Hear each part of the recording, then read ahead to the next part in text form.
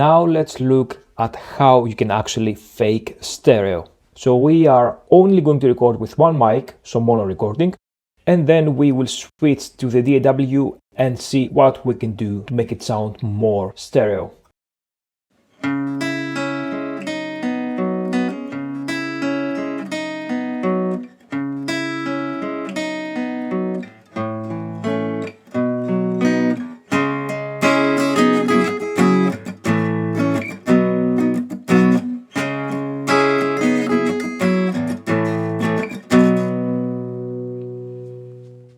Sometimes all you have to work with is a mono recording, but a stereo recording could actually fit your project better. There are ways of making a mono recording stereo. It's not real stereo, but it does give that impression. The result is pretty good, but no matter how good it is, don't rely on it. I would suggest that you always record in stereo if you need a stereo recording rather than faking it. Nevertheless, I understand that this is not always possible, so let's see how we can fake stereo. We will look at a method that produces a wider stereo image and at a method that produces a subtler effect. Both methods can be done in any DAW. They're not logic specific. The first method emulates the Interaural Time Difference, ITD, and can be achieved with a simple sample delay.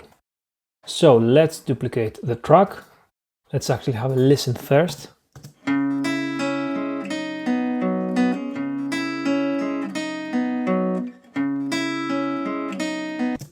Now let's pan one hard left and the other one hard right. Now let's listen again.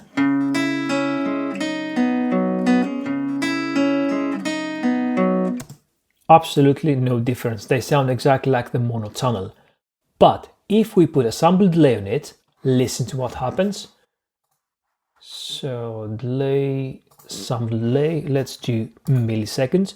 You need something above 7 milliseconds. So I'm going to do 13. Now let's have a listen.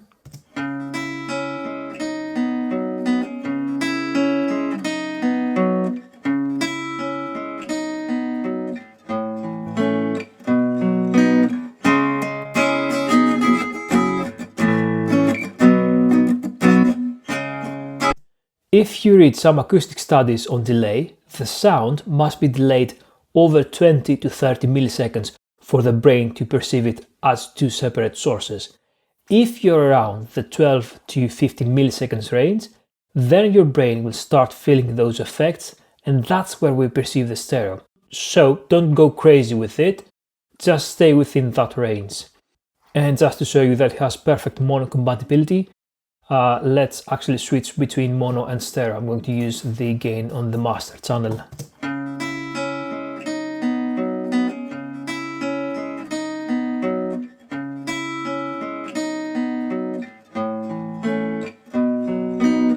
So that is the method with the sample delay. Let's look at another method now. And this one does not fake such a wide stereo image as the one we have just looked at. So let's reset everything. Let's delete that. Back in the middle. So what I'm going to do is to mid-side process this without even having a mid-side recording. So let's see how that is going to sound. Now, as you already know from the mid-side processing video, we need 3 tracks, the mid and the sides. So I'm going to duplicate that twice. So we have 3 copies. As before, I'm going to invert the phase on one of the tracks. So let's put a gain plugin on it. Let's invert the phase. And as you already know, if I play it back, I get nothing. So let's pan them. I get nothing because they cancel each other.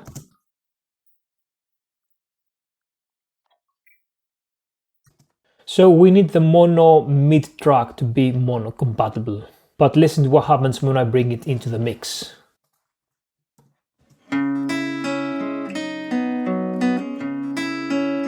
A sound leans heavily on one side. So all we need to do now is to add a sample delay on the track that has its phase inverted. So on that track, I'm just simply going to add a sample delay. And as before, let's do 13 milliseconds. And let's have a listen now.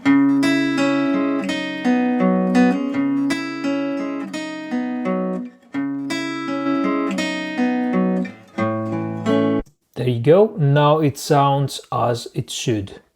Not such a wide stereo image, but still a fake stereo. Now, like before, you can choose how much of the sides you are going to blend in. So let's actually try that. Let's put that all the way down.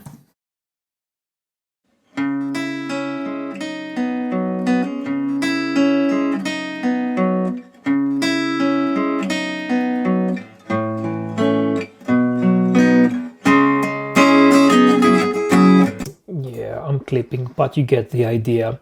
Let's also check for mono compatibility. I'm going to use the gain on the master again.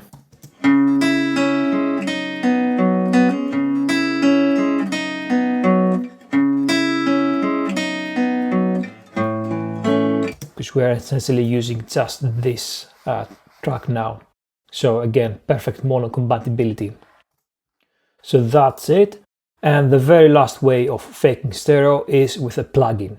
The one that I found that works the best is the Brainworks Stereo Maker. I'm actually going to delete these. Let's work on that channel. So we need the Brainworks Stereo Maker. There you go. Even with the default settings, it does a really good job. So let's actually have a listen.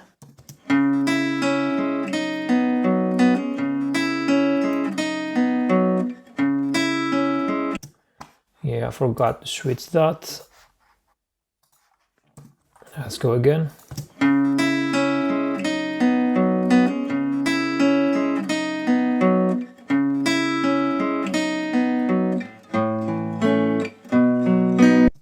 Now, the two controls I usually play with are the mono frequency and the stereo expansion.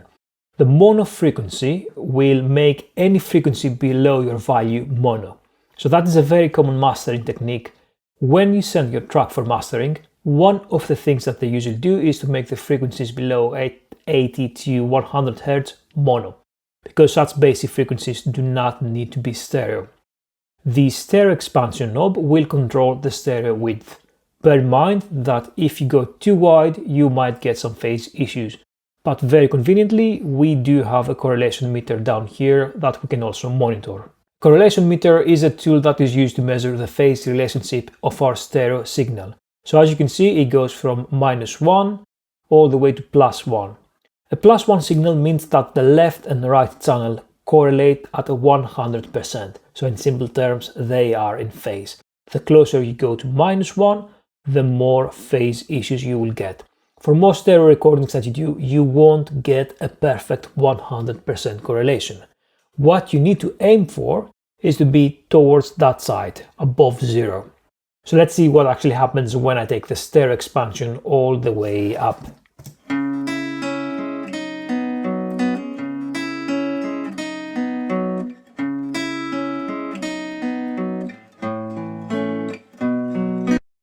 So I'm starting to introduce some phase issues. Let's see where I can go with it.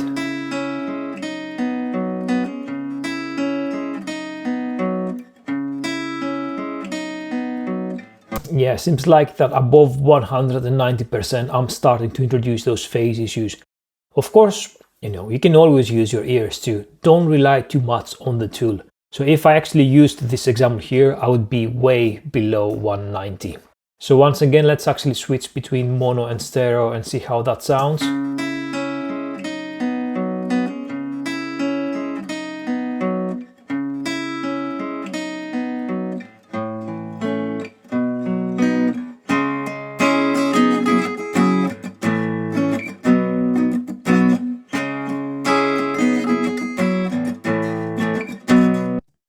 There you go, and these are 3 ways you can fake stereo. Sometimes they can be very helpful and make your project sound much better. Give them a go.